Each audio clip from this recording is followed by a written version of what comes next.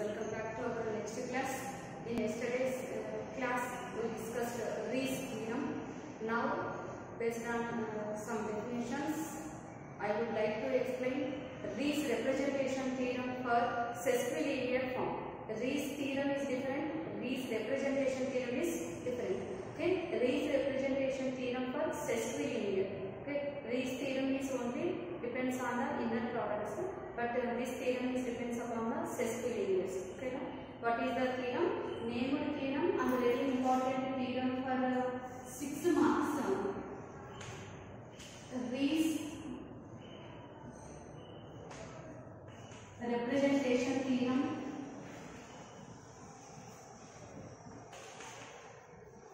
Riesz representation theorem for sesquilinear form.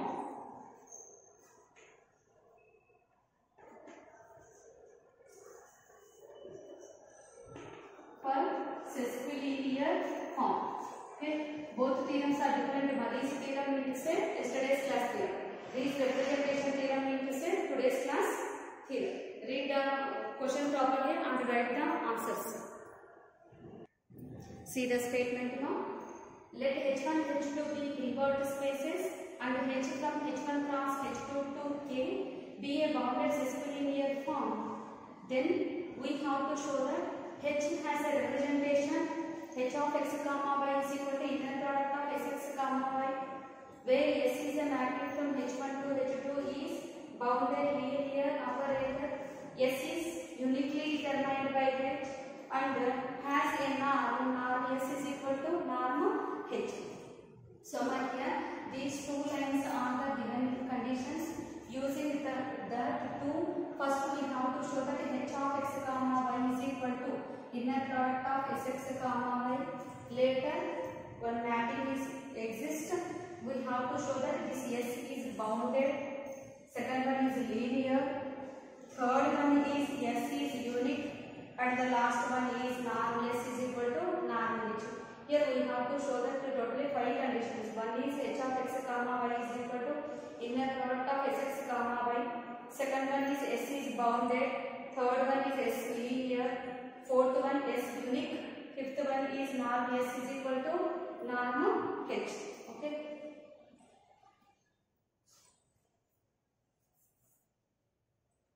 Copy the notes from the videos. Listen carefully and write the notes properly. See the proof. In this proof, first we will write the given conditions. Okay. See the proof. Given that H1, H2 are Hilbert spaces and H from H1 cross H2 to K be a bounded sesquilinear form. These are the given conditions. Using this, we have to show the conditions. Next line. Consider H of x comma y whole bar. Consider H of x comma y whole bar. Now we are considering one functional. To apply the Riesz theorem for this, next line is then for any scalar beta. Next line is then for any scalar beta, comma we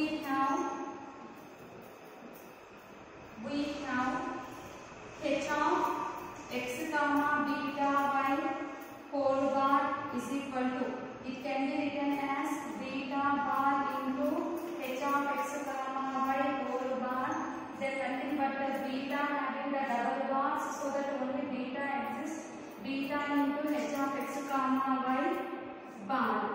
So this gives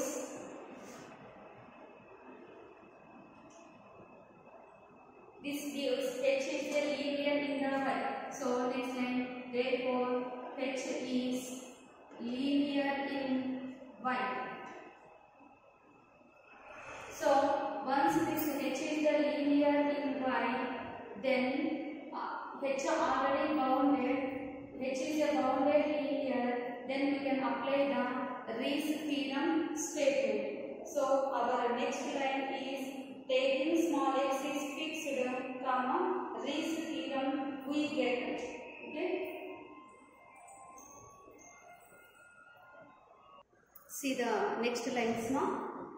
Taking fixed x by applying the Riesz theorem statement, we get h of x comma y is equal to, actually here z comma y now, but we are writing the variables reverse, then that's why bar exists. H of x comma y whole bar is equal to inner product of y comma z. Here z belongs to the h2 and it is unique, but it depends upon the x. These two lines we are getting from Riesz theorem only. Next, we have for any x belongs to the h1, there exists z belongs to the h2, z already is in the h2, such that h of x comma y whole bar is equal to y comma z. This means we are writing once again here where is the x, where is the z, and what we got, h of x comma y whole bar is equal to inner product of y comma z. This for this line we are taking the whole bar on both sides, then whole double bar is equal to h of x comma y. Here then the inner product is having the bar, to eliminate that write it the reverse, elements reverse, z comma y. This defines one mapping that is from h1 to h2 by s of h1 element. H1 element is x. Sx is equal to h2 element. H2 element is z. This defines a mapping s from h1 to h2 by sx is equal to z. Now replace this z with sx in the above line. Then our next line is then h of x comma y is equal to inner product of sx comma y. So we got our first condition. One mapping existed, that is s from h1 to h2, and h of x comma y is equal to inner product of sx comma y. This is our first point.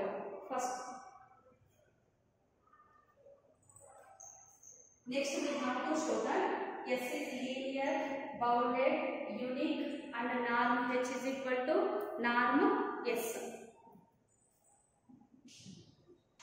Next line is now to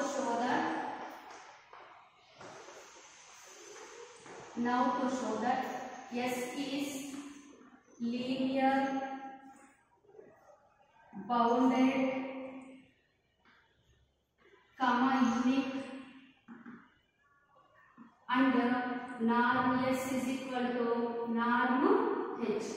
So already first one completed, these four, then the theorem will be complete. So first one, to show s is linear. For this linear, we want two elements in the h1 and scalars from here. So write the next line. Let x1 comma x2 belongs to h and alpha comma beta belongs to the field f. Next line, then multiplication alpha x1 plus beta x2 belongs to h1 only. Here x1 x2 belongs to the h1, comma alpha comma beta belongs to the field f. Then alpha x1 plus beta x2 is also belongs to h1. Next, now consider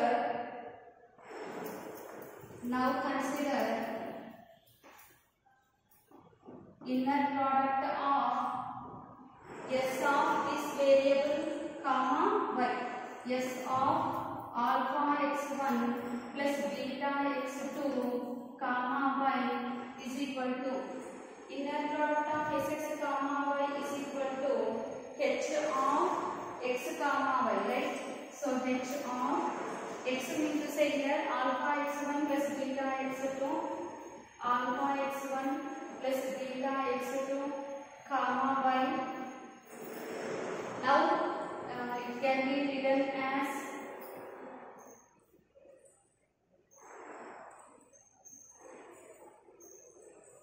it can be written as h of x alpha x1 comma y plus beta x2 comma y. Later we have to write the constants outside. So it can be written as h of alpha x1 comma y plus is there, so that plus h of beta x2 comma y. Okay, now how to write the constants outside? Then it becomes alpha into h of x1 comma y plus beta into h of x2 comma y. Next again we have to represent these terms, h terms, into the inner product. Then it becomes alpha into inner product of s x1 comma y plus beta into inner product of s x2 comma y. Okay. Next step, sending the scalars into the inside of the inner product. Then it becomes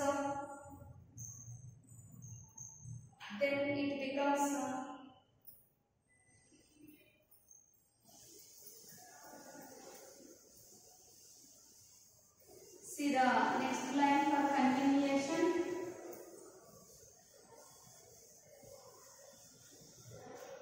What is the continuation now?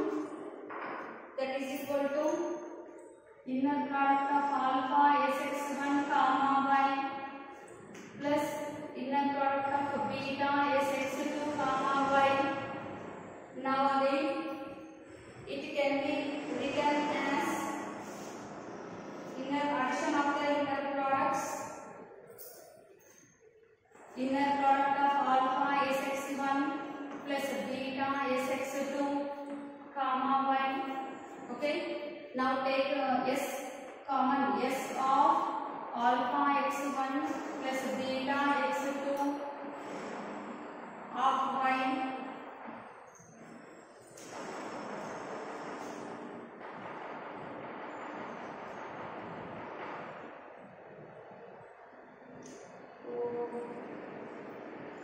One minute here this step is not necessary. Up to here is enough. This step is not necessary. Up to it is enough. Write the LHS for this line. Inner product of s of alpha x1 plus beta x2 comma y is equal to inner product of alpha sx1 plus beta sx2. From this what we got? That is our next line.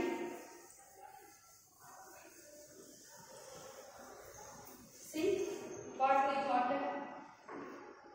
If you are comparing the variables in this inner product, s of alpha x1 plus beta x2 is equal to alpha into sx1 plus beta into sx2. This gives s is linear. So the here for all x1 comma x2 belongs to, and we have to specify where the variables are is in, and alpha comma beta belongs to the field f. This gives s is a linear. So hence s is linear. Okay. Out of the 5, second one is also completed. Next we will show that s is bounded. So next we have to show that s is bounded.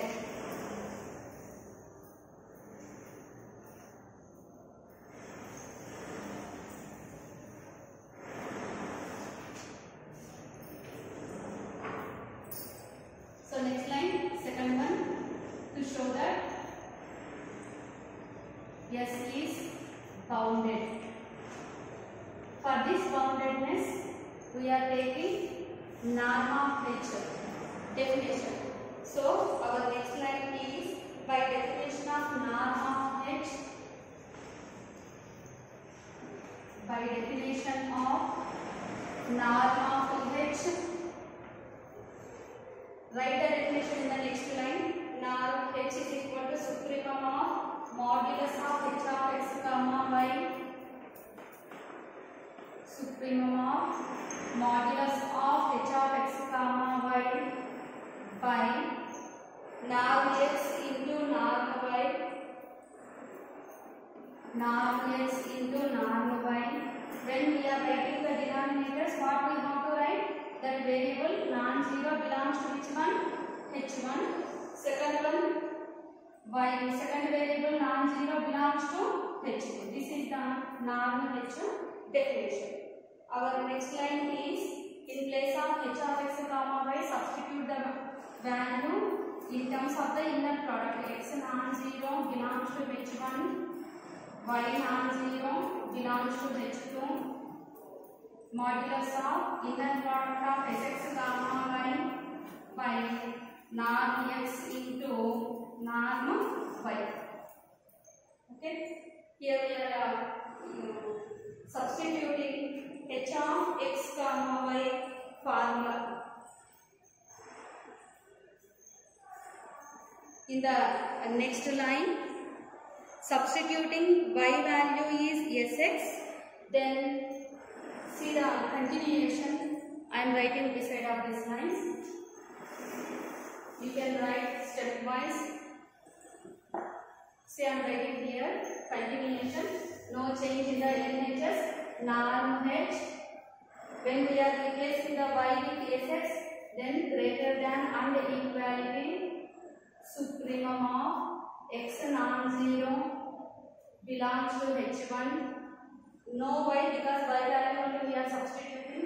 Modulus of inner product of Sx comma Sx by norm x into norm Sx. Y value we are replacing with the Sx. Next, we are substituting norm inner product of Sx comma Sx formula, that is supremum x not equal to 0 belongs to H1. In this one formula is norm Sx square by norm x into norm Sx. Okay, one Sx term is cancelled and right remaining is greater than and equal to supremum x not equal to 0 belongs to H1 norm Sx by norm x. Even variable is also cancelled, then only norm s is left out. So norm h is greater than or equal to norm s. We got this thing by the definition of norm of h. Write it reverse. Let it be equation number 1. Norm s is less than or equal to norm h. Let it be equation number 1. So from this we got that s is bounded. How can we say that it is bounded? Because h already bounded. Norm s is less than or equality, by using the equality condition, norm is s is equal to norm h. H bounded, so that s is also bounded. See our next line. Therefore s is bounded. Our next line. Therefore s is bounded. Write the continuation. To show norm s is equal to norm h, again here we are using the definition of norm. See our next line. Again by the definition of norm h. Again by definition of norm h. Right in the next line, norm h is equal to supremum of x non-zero belongs to H1, y non-zero belongs to H2, modulus of h of x comma y by norm x into norm y.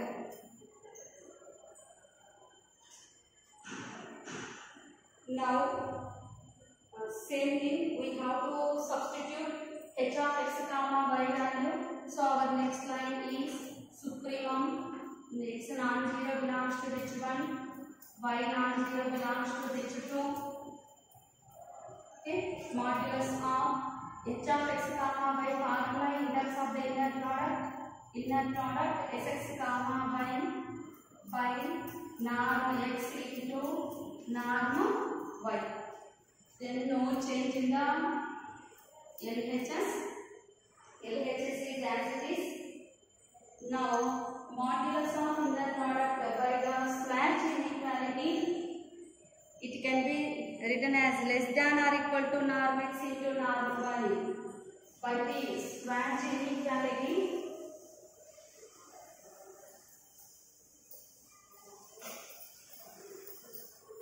so modulus of inner product of x comma y by the square inequality less than or equal to norm x into norm y.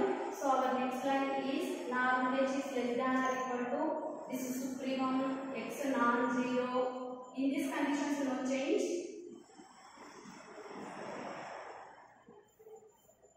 Numerator is changes to norm sx into norm y, but no change in the denominator. Norm x into norm y. Here again norm y is cancelled and write remaining terms, so which is less than or equal to. In this step no need to write y terms because already cancelled, no use with writing y non-zero. Remaining is norm sx by norm x. Here variable x is cancelled. Then this entire thing is less than or equal to norm s. For this line write LHS also. Let it be equation number 2. Already you have in the above lines equation 1, that is norm s is less than or equal to norm h. So from 1 and 2 both are equal. So our next line is from 1 and 2 norm s is equal to norm h. This is our required fourth condition. Next, the last one is uniqueness. So we have to show that s is unique.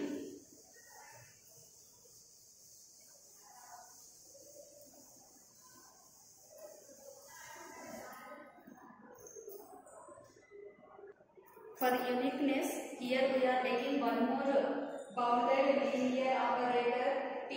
Finally, we have to show that s is equal to t, then s is unique. So, see our next line. To show that s is unique, this is the last condition.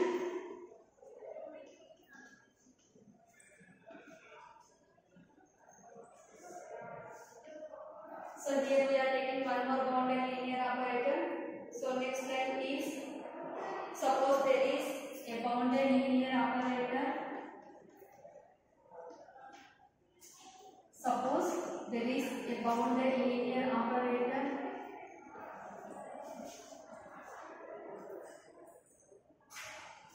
T we are taking from h1 to h2. Such that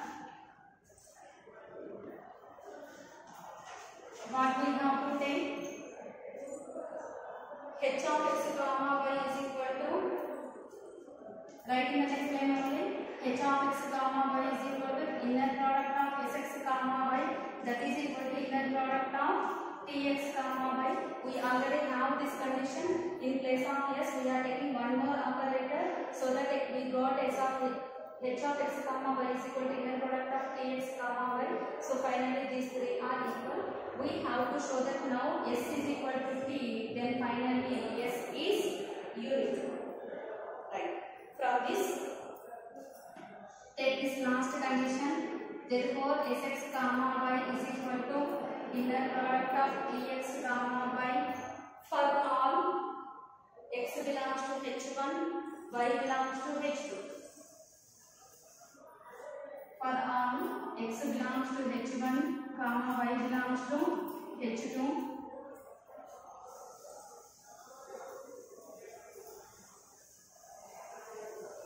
Now by doing the simplifications we will get our required uniqueness condition.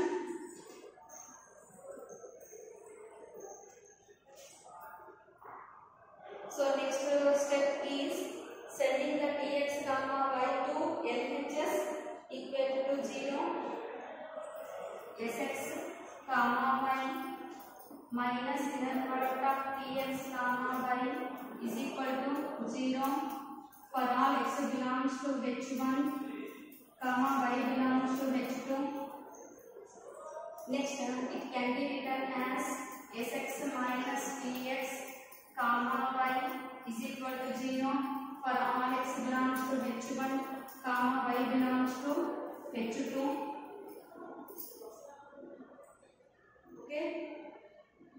Next put Sx comma Tx is equal to y. See the next line.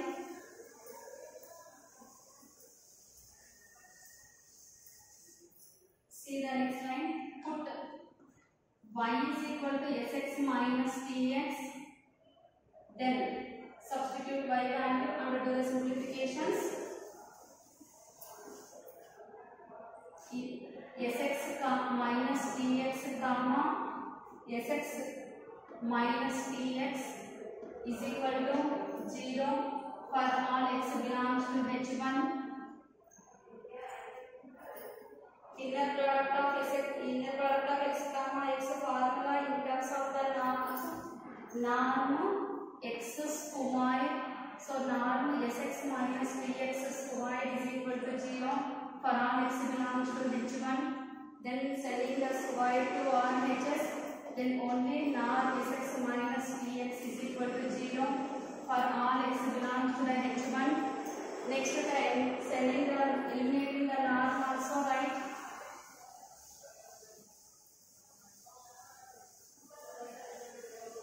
Eliminating the norm on the right. Then it becomes Sx minus Tx is equal to 0 for all x belongs to H1. Then Sx is equal to Tx for all x belongs to H1. Then our next line is hence S is equal to T. Mean to say S is unique. That is S is unique. Hence prove. Very important theorem for 6 marks and easy theorem also. Total theorem is completely problematic. So if you know these theorem statement, then you can easily understand the starting lines of the proof of this theorem. Once the first part is completed, later onwards proof is depends upon the norm of the operator, norm of H. Okay, so by using the norm definition we will get S is bounded and S is unique. After completion of that thing, we can show that norm S is equal to norm T conditions. Then our proof will be complete. So with this theorem, our topic is representation of functionals on Hilbert spaces is completed. Next, in the next class, I will start our next topic, Hilbert adjoint operators. From this topic onwards, you are having the lemmas also in problematic only. From this topic, you will get from Hilbert adjoint operator topics, you will get one long answer theorem compulsory for main exams. From the videos, you can write the notes. If you have any doubts, we will discuss the doubts in the live class only. So, in this unit, This Hilbert adjoint operator topic is the last but one topic. The last topic is self-adjoint, unitary and normal operators. This one is also very important for main exams. And this last two topics, Hilbert adjoint and self-unitary normal operators. From this, one short answer questions is compulsory for main exam.